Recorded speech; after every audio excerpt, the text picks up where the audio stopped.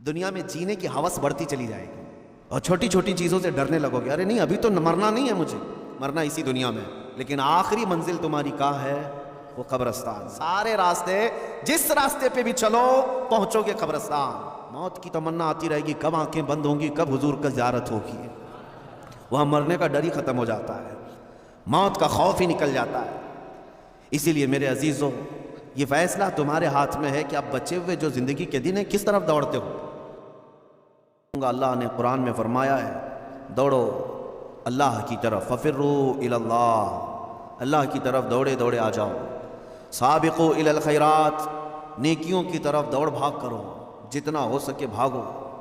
صحابہ کرام رضوان اللہ تعالیٰ علیہ مجمعین میں اس بات کا تو کمپٹیشن ہوتا تھا. وہ نیکیوں میں سبقت لے جانے کے لیے ایک دوسرے کے آگے بڑھنے کی کتنی تمنائیں کرتے. اور یہاں ہم کن چیزوں میں آگے بڑھنے کی ہوڑ لگی ہے دنیا میں, باقی نیکیوں کی طرف کتنے لوگ دوڑتے ہیں وہ سب کو پتہ ہے. اکثر کو تو یہ چاہیے کہ مجھے سب سے پیچھے والی جگہ ملے, نہیں, سب سے آگے بڑھنے کی تمنا کیوں نہیں ہے. اسی لیے کہا ہے شاعر نے, چھوڑ فکر دنیا کی چل مدینے چلتے ہیں. اور وہاں دوڑنے کی جتنے لوگ بات کرتے ہیں وہ سبقت لے جاتے ہیں. اسی لیے ہم نے دیکھا ہے, میں بلا مبالغہ کہہ رہا ہوں, میں اکثر ان بزرگوں کی تاریخ پڑھتا بھی ہوں اور ان کی کتابیں مجھے بڑی پسند بھی ہیں, یا ان کی صحبت مجھے بہت اچھی لگتی ہے جو کثرت سے میرے آقا صلی اللہ تعالیٰ علیہ وسلم کے کمالات کا ذکر کرتے ہیں. دل لگتا ہے ان بزرگوں کے پاس. اس کی وجہ یہی ہے کہ ان کو ہم جتنا پڑھتے ہیں ہمارے اندر سے اتنا ہی عشق رسول بڑھتا چلا جاتا ہے, اتنا ہی بڑھتا چلا جاتا ہے. ہو سکتا ہے پہلے ایسی تمنائیں نہیں تھی, لیکن بزرگوں کو پڑھنے کے بعد کچھ اور ہی تمنائیں ہونے لگتی. لیکن اتنی بات تو پکی ہے, رسول گنہگاروں کے بھی تو ہیں, امتی تو ہم بھی ان کے ہیں. نبی پاک صلی اللہ تعالیٰ علیہ وسلم کی بارگاہ میں یہ تمنا کرنا اور اس طرح کی التجا کرنا کس نے سکھایا؟ انہی بزرگوں کی تاریخ نے سکھایا. اسی لیے میں کہتا ہوں ایسوں کو دیکھو کہ تمہیں نیکیوں کی طرف بڑھنے کا شوق پیدا ہو جائے. ایسوں کو دیکھو, ان لوگوں کو نہ دیکھو جو دنیا میں مست ہیں, مگن ہیں, کوئی ناچ رہا ہے, کوئی تھرک رہا ہے. تم ان کو دیکھ کر کے یہ سوچنے لگتے ہو کہ مجھے بھی ایسی زندگی گزارنی چاہیے. شیطان تمہیں نیچے کی طرف لاتا ہے. دنیا داروں کو جب دیکھتے رہو گے گناہوں کی خواہش پیدا ہوتی رہے گی. ایک بات یاد رکھ لینا, گناہ تمہارا نفس بعد میں کرتا ہے, لیکن تمہاری آنکھیں پہلے نظارے دکھاتی ہیں, دنیا کی رنگینیاں تمہارے سامنے لاتی ہیں. فلاں کی زندگی, فلاں کی زندگی, فلاں کی زندگی. آپ کیا سمجھتے ہیں ٹی وی, یہ تمام چیزیں جو لائی گئی ہیں, ٹیلی ویژن, پوری دنیا بھر کی عیاشی تمہارے آنکھوں کے سامنے لائی جاتی. کیوں؟ یہ شیطان اچھی طرح یہ جانتا ہے کہ یہ نفس پر ہزار کنٹرول کر لے گا, لیکن اپنی آنکھوں پر کنٹرول کرنا اس کو بہت مشکل ہے. اور جہاں یہ نگاہیں بہکی, پھر یہ نگاہوں کے اثر میں اس کا پورا نفس بھی وہی کام کرے گا. آج یہی حالات ہے میرے عزیز. اسی لیے دیکھو, مگر ان کو دیکھو جو میرے مصطفیٰ کے دیوانے ہیں. ان کو بار بار دیکھتے رہو, بار بار سنتے رہو. تمہیں جنت کی طرف بھاگنے کا شوق پیدا نہ ہوا تو مجھے پتہ نہیں. ان کو بار بار دیکھو. اور یہ دنیا داروں کو جتنی بار دیکھو گے دنیا میں جینے کی ہوس بڑھتی چلی جائے گی. نہیں مجھے اور جینا ہے, اور چھوٹی چھوٹی چیزوں سے ڈرنے لگو گے. ارے نہیں ابھی تو مرنا نہیں ہے مجھے ابھی اتنا بنگلہ بنانا ہے, مجھے ابھی یہ کرنا ہے. دنیا داروں کو جتنی بار دیکھتے جاؤ گے ہوس بڑھتی جائے گی دنیا میں جینے کی. لیکن ایک بات پکی میں آپ کو بتاؤں, عاشقان مصطفیٰ کو جتنی بار دیکھو گے موت کی تمنا آتی رہے گی کب آنکھیں بند ہوں گی, کب حضور کا زیارت ہوگی. وہاں مرنے کا ڈر ہی ختم ہو جاتا ہے, موت کا خوف ہی نکل جاتا ہے. اسی لیے میرے عزیزوں, یہ فیصلہ تمہارے ہاتھ میں ہے کہ آپ بچے ہوئے جو زندگی کے دن ہیں کس طرف دوڑتے ہو. ایک بات میں آپ کو بتا دوں, ایک دانشور کی بات مجھے بڑی اچھی لگی تھی. انہوں نے بہت پیارے انداز میں کہا ہے کہ یہ دنیا میں جتنے بورڈ لگے ہوئے ہیں, روڈ پر سائن بورڈ ہوتے ہیں, کہاں پونا کا 140 کلومیٹر, بنگلور کا بورڈ ہے, دلی کا بھی ہوگا, احمد آباد کا بھی ہوگا. ان دانشوروں نے کہا یہ تو سب یوں ہی لگے, سارے راستے قبرستان ہی جاتے ہیں. کوئی راستہ کسی شہر نہیں جاتا, تھوڑے دیر کے لیے جاتا ہے, لیکن سارے راستے جس راستے پہ بھی چلو پہنچو گے قبرستان. جانا وہیں ہے سب. یہ حقیقت ہے یا نہیں؟ کسی بھی راستے پر جاؤ لیکن آخری منزل تمہاری کہاں ہے؟ وہ قبرستان ہے. جب وہاں جانا طے ہے میرے عزیزو، کب تک ہم اپنے اس نفس کی غلامی میں رہیں؟ نکل آؤ۔ کچھ گناہ ایسے ہیں جو ایسے داغ چھوڑ جاتے ہیں، ایسے زخم دے جاتے ہیں کہ مرنے کے وقت وہ درد اور وہ ٹیسیں اٹھنے لگ جائیں گی۔ اسی لیے یہ محفلیں بار بار ہم منعقد کرتے ہیں کہ نبی پاک صلی اللہ تعالیٰ علیہ وسلم کی سنت مبارکہ ہے کہ انسان کی فطرت میں نفس کا غلبہ آتا ہے تو یہ دنیا کی طرف چلا جاتا ہے، اور اس کو ایک بار نصیحت کرو تو پھر یہ دنیا سے باز آ جاتا ہے۔ تمہارے لیے علاج یہی ہے، ہمارے لیے علاج یہی ہے۔ یہ میں نہیں کہتا کہ آج ایک بار کوئی مرید ہو گیا تو اب 70 سال بھی وہ باہر بھٹکتا رہے، کچھ نہیں ہونے والا ہے، نہیں ہوگا۔ بڑے بڑوں کا تقوی بھسم ہو جاتا ہے اس دنیا میں، ماں و شما کسی کام کے نہیں، ہماری تو کوئی اعتبار ہی نہیں۔ بڑے بڑے متقی اور پرہیزگار جب ٹچ میں نہیں رہتے ان دینی محافل کے یا اللہ کے ذکر کی طرف، تو شیطان ان کے اعمال کھا جاتا ہے، برباد کر دیتا ہے۔ جتنی دور جاؤ گے اتنی دور دین سے بھی ہوتے رہ جاؤ گے۔ اور ایک بات میں آپ کو بتا دوں، بکریاں اسی وقت محفوظ ہیں جب وہ جھنڈ میں ہیں، جب وہ اپنی جماعت میں ہیں، اور جب اکا دکا بکری ادھر ادھر بھاگنے لگتی ہے تو ان تنہا بکریوں کا ہی شیر شکار کر لے جاتا ہے، درندے ان تنہا بکریوں کو ہی کھا جاتے ہیں۔ جھنڈ میں رہی ہوئی بکریاں بچ جاتی ہیں بھیڑ میں۔ اسی لیے میرے آقا صلی اللہ تعالیٰ علیہ وسلم نے بھی تلقین فرمائی اور تاکید فرمائی، علیکم بالجماعہ، تم کو جماعت کے ساتھ رہنا ہے۔ بار بار تمہیں نمازیں جماعت کے ساتھ پڑھنے کے لیے گھروں سے بلایا کیوں جا رہا ہے؟ کہ دل کے اندر دنیا کا میل زیادہ نہ بیٹھنے پائے۔ آؤ جھکو اللہ کی بارگاہ میں، میل نکلتا رہے۔ بار بار اس جماعت میں، اس بھیڑ میں کیوں بٹھایا جاتا ہے؟ کہ دل تمہارا اللہ کی طرف لگا رہے گا، اللہ کی طرف لگا رہے گا۔ ورنہ یہ کتنی بڑی بات ہے، آپ کیلکولیٹ کر لینا۔ میں ایک بات بتا رہا ہوں، امپورٹنسی بتا رہا ہوں اس جملے کی۔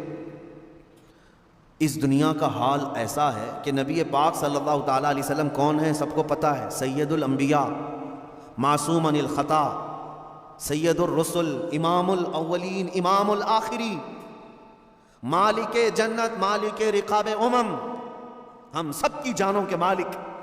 لیکن اس رسول، کیا آپ سب کو یہ تسلیم ہے کہ نہیں حضور کے ہاتھ میں سارے خزانوں کی کنجی ہے؟ نبی پاک صلی اللہ تعالیٰ علیہ وسلم جنتی دروازوں کے مالک ہیں، اس کے باوجود رسول اللہ دعا یہ کرتے تھے کہ اے اللہ تو مجھے میرے نفس کو میرے حوالے ایک منٹ کے لیے بھی مت دینا، ہمیشہ اپنی حفاظت میں رکھ۔ رسول جب یہ دعا کرتے ہیں کہ میرے نفس کو میرے حوالے، پلک جھپکنے کے برابر جو وقت ہوتا ہے حضور فرماتے ہیں لا تکلنی الی نفسی طرفۃ عین یا اللہ، اے اللہ پلک جھپکنے کے برابر کا جو وقت ہوتا ہے، اتنے وقت کے لیے بھی میرے نفس کو میرے حوالے مت کرنا، اے اللہ تو ہمیشہ اپنی حفاظت میں رکھ۔ اب اس سے آپ امپورٹنسی سمجھو، اندازہ کرو کہ جو سید الاولین والآخرین یہ کہتے ہوں کہ ایک منٹ کے لیے بھی مجھے دنیا کے حوالے نہ کر، تو پھر ہمارا اور آپ کا حال کیا ہونا چاہیے؟ اگر ہم چند دنوں کے لیے دنیا کے حوالے ہو گئے تو ہمارے اوپر کیا کیا ہتھ کنڈے نہیں آئیں گے، کیا کیا بربادیاں نہیں آئیں گی۔ یہ تو غنیمت ہے میرے عزیزوں، ہم ہفتے میں ایک مرتبہ محفل ذکر کر رہے ہیں، ہونا تو یہ چاہیے کہ جتنی مسجدیں ہیں سب کے دروازے کھلیں، اور جس طرح جمعہ میں لوگ کثرت سے حاضر ہوتے ہیں، محفل ذکر میں بھی حاضر ہو کر اپنے دلوں کے زنگ کو دور کیا کریں، ورنہ یہ دنیا بہت سخت ترین ہے۔ ہم نے دیکھا ہے، یوں ہی بریلی کے امام نے نہیں کہا تھا شہد دکھائے زہر پلائے، قاتل ڈائن شوہر کش، قاتل ڈائن شوہر کش، تین لفظ ہیں دنیا کے لیے اعلیٰ حضرت نے فرمایا، قاتل ہے یہ، ڈائن ہے یہ، شوہر کش ہے، یہ تینوں سب سے بری حرکتوں والی عورت کے نام ہیں۔ قاتل تو آپ کو پتہ ہے کلر، قتل کرنے والا، دنیا قتل کر دیتی ہے، مرتا تو ہر کوئی ہے نا یہاں پہ، اس سے جتنے لوگ محبت کرتے ہیں سب مرتے ہیں اور اسی کے اندر مرتے ہیں، اوپر جا کے ادھر ادھر جا کے نہیں مرتے، اسی دنیا میں مرتے ہیں۔ اور کتنے تو ایسے وہ اپنی کمائی ہوئی رقم پہ ہی مرتے ہیں، اپنے بنائے ہوئے مکان میں ہی مرتے ہیں، مرنا اسی دنیا میں۔ اس سے محبت کرنے والے مرتے تو سب ہیں۔ اعلیٰ حضرت فرماتے ہیں ہونا تو یہ چاہیے، میں آپ سے محبت کر رہا ہوں، آپ مجھ سے محبت کر رہے ہیں، تو محبوب و محب میں ایک بڑا گہرا تعلق ہوتا ہے، بڑا گہرا تعلق ہوتا ہے۔ ہوتا کیا ہے، آپ اگر میرے محبوب ہیں تو محبوب کبھی اپنے چاہنے والے پر وار تو دور کی بات ہے، ہوا بھی آنے نہیں دیتا، سچی محبت تو یہ ہے۔ لیکن یہ دنیا کیا ہے، اعلیٰ حضرت فرماتے ہیں ڈائن ہے، ڈائن، بہرحال خلاصہ کلام یہ ہے، 4-5 دن باقی رہ گئے ہیں 15ویں شعبان کو، اور اس سال کا چیپٹر کلوز ہونے جا رہا ہے۔ ہمارے سارے اعمال اللہ کی بارگاہ میں پیش ہوں گے، فرشتے لے کر کے جائیں گے، مولا پچھلے سال 15ویں شعبان سے لے کر اس سال کے 14 شعبان تک ان لوگوں نے یہ سارے کام کیے۔ اب تمہیں پتہ ہے، اللہ کو پتہ ہے کیا کیا کیے۔ تم نے کتنی نمازیں چھوڑی وہ بھی لکھا ہوگا، کتنے روزے تم نے رمضان میں پچھلے مس کیے وہ بھی لکھا ہوگا، کتنے زکوٰۃ دبا کر کون بیٹھا ہے وہ بھی لکھا ہوگا، کتنے تم نے لوگوں کے مال کھائے وہ بھی لکھا ہوگا، کتنوں پر غلط نگاہ ڈالی وہ بھی لکھا ہوگا، کتنوں کے ساتھ دھوکہ کیا ہے وہ بھی لکھا ہوگا۔ یہ تمام چیزیں تو اس میں لکھی ہوئی ہیں، اور اسی حالت میں اب یہ جانے والے فرشتوں کے ہاتھوں اللہ کی بارگاہ میں رپورٹ جا رہی ہے۔ تم 1000 چلاؤ رپورٹ تو جائے گی، کیونکہ فرشتے وہ نہیں ہیں جو رشوت لے کر رپورٹ بدل دے۔ ہاں، انکم ٹیکس والے نہیں ہیں وہ اللہ کے فرشتے ہیں۔ لا یعصون اللہ ما امرہم ویفعلون ما یؤمرون۔ اللہ نے جس بات کا انہیں حکم دیا اس میں ایک رتی برابر وہ نافرمانی نہیں کرتے، جس بات کا انہیں حکم دیا گیا وہی کرتے ہیں۔ وہ اپنی ڈیوٹی کے پکے لے کر جائیں گے، ابھی سب کے اعمال لے کے جائیں گے۔ پیچھے گھوم کر کے دیکھ لو سال بھر میں کیا کیا کیے ہو، تمہیں اچھی طرح سے معلوم ہوگا کس مہینے میں کیا کیا عمل ہوئے ہیں۔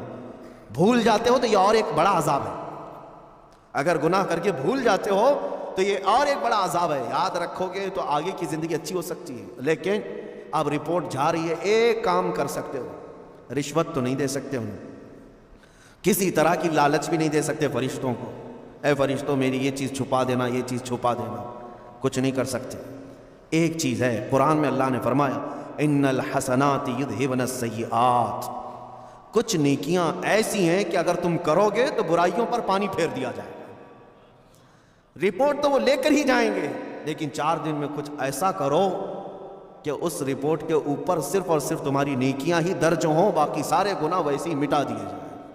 یہ ہو سکتا ہے آج کے ذکر کو بھی نہایت ہی خلوص کے ساتھ اللہ کی بارگاہ میں اپنے پچھلے تمام گناہوں سے توبہ کرتے ہوئے کھڑے ہو جاؤ، اور اس کے بعد یہ عہد بھی کرو کہ اے اللہ میں سچی توبہ کے ساتھ تیرے دربار میں آیا ہوں، میں جب جب بھٹکوں، جب جب میرا قدم ڈگمگائے، آج اتنی دعا ہے کہ مولا میرے قدموں کو سنبھال لے اور مجھے دنیا میں ڈوبنے سے بچا لے، جب تک زندہ رہوں اپنی رحمت میں جگہ دے، جب آنکھیں بند ہوں تو دامن مصطفیٰ میں مجھے جگہ عطا کر دے۔